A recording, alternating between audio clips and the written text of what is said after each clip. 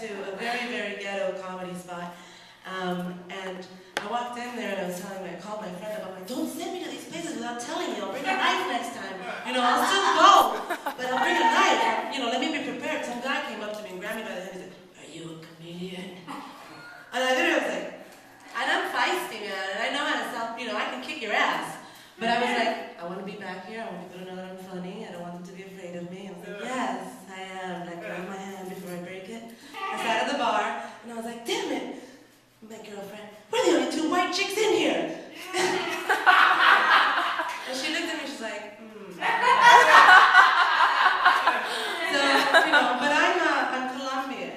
And my father is from a little tiny town called Bello, Colombia, which is kind of like Brooklyn. It's right next to the big city. And my mom is from Sonson, which is a tiny, tiny town where they still have horse carriages. And I'm from an exotic, little tiny town in the north called Weehawkins, New Jersey. My siblings and I were 5 children. We all have double nationality and multiple personalities. Growing up was fun. We didn't know whether to speak Spanish or English. My mom never explained when we were in which country. It was just whatever language she had in mind. But I used to dress my little brother up every single night in a silk suit. With silk ruffly pants and a silk cape and white stockings. And I used to tell him he had to go outside and announce my show. He was 3 years old. So he would, he was always like, but it was my sister and I and him at the time before the other 2 popped out. And he would go outside and be like, charge my parents $1 each every day. And now we're going to go to the show of the Mandarina. And it was the show of the Mandarina because I am a dancer. And I could never say ballerina. I was a mandarin. A mandarin. My parents thought it was cute, so it stayed. So the show of the Mandarina consisted of me putting on a costume that I made myself. I was 5 or 6 every day. And I would come out and I would grab my dress and I would twirl. And what are we going to do in this show? And what are we going to do in this show? And what are we going to do in this show? And what are we going to do in this show? So now I'm 33, and I get up in the morning and I put on my costume, whatever I need to survive the day.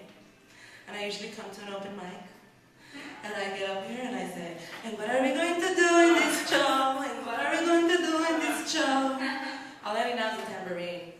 I audition as an actress and performance artist throughout the city, and I'm constantly going out there, and I recently got a great job. I had to do a song and dance monologue, and I got the call back, and I was like, okay, theater mama wants me, and I got the job. And so I called my mother up, and I said, yes! I called my mom up, and I said, mommy, I'm on Broadway. And she says, Mijita, I always knew that you were going to make it because you are my daughter, and my daughter is always going to be the one that... And I was on the other side of the phone, and I'm going, when I was a little girl, you told me I was, no. The little girl wants to be an actress. She's going to star. She's going to become a lesbian. And lesbians, they don't make money. I don't know. How is she going to marry a rich man? This is a Colombian thing. So I get my job. I'm on Broadway every single 3 days a week. I'm on Broadway on 47th Street and Broadway. I have the most amazing outfit. I wear red tights. I have a bowler hat. I have a little derby jacket. And I have 1,700 flyers for the musical Chicago to hand out every single day. Chicago. I walk around and I will stalk you. I will give you a flyer whether you like it or not. And I found that the most amazing way to actually get people to take the flyer is to startle the fuck out of them. To make them fear that you're not a mime and that you're an actual person. So I've come up with my new technique, which is to just stand there and pick a person as they walk towards me. And I hold it. And as soon as they're this close to me, and they think that I'm not going to move,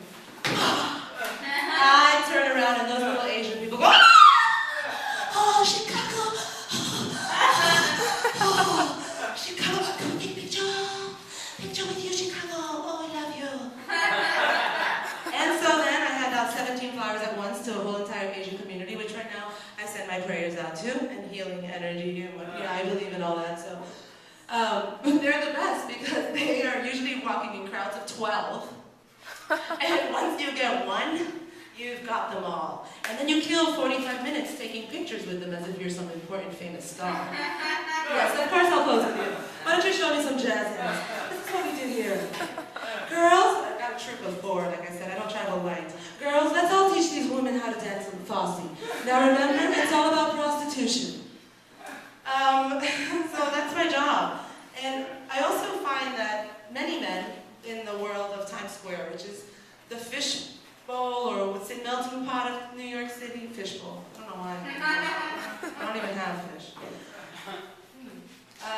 But some men think that they always have to tell you what they would do to you if you ever gave them a chance. I'm handing out flyers for a living, okay? I only have so much time to spend with you. But as I'm doing this, there's this one gentleman in particular, and I believe he's African. I wonder why. But he always comes up to me, and he's very tall, very handsome, but very like a dark cloud of negative, like assholeness walks by. And he always comes up to me, and I'm doing my flyer thing. The first time he caught me off guard, you know, and I hand the flyer, and he looks at me and goes, "Do you know what I would do to you if I didn't go?" And I'm still in character because I do have an ability. I bet your mandingo is not bigger than my flyer. Take the flyer! Now I see him every day. Now I see him and I know it's him. And now I start with my pose. But what happens in my pose is that I go into my imaginary land where I'm a superhero. And I'm this deadly ninja assassin. And my flyers are made of steel. And as he starts coming closer to me, I start whipping them out. And he gets closer and closer. I drive my heel into his chest and I say to him, "Chicago, I will fuck you with my Chicago flyer!" And this is what I imagine every day when I see this person. You know, and I know where he works. He works at TGI Fridays. He's on the corner of my block. It's my office, you know? I work in this huge office. Every day I see the same people. You know, ticket sales. But, so my mom finally found out that I'm not really in a musical. I'm handing out flyers for Chicago. And she said, I was right. I was right, you're going to become a lesbian and you're going to be hungry for the rest of your life. You should have just gotten fake tits like all other normal Colombian girls. I quote. Yes, yes. Normal women get fake tits. Mom? Mom? My sister, 2 of my sisters have implants and they look beautiful and they, you know, they work for them. But my youngest sister is 20 and 21 now. She paid for her own implants. And when I spoke to my mother, she said to me, "Ay, Liliana, is that you don't understand. She needed them." Mom? Mom?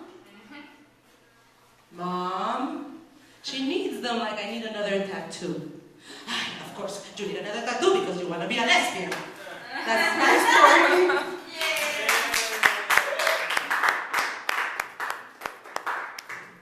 Oh, Tino, can I meet your cousin? Liliana la lesbiana.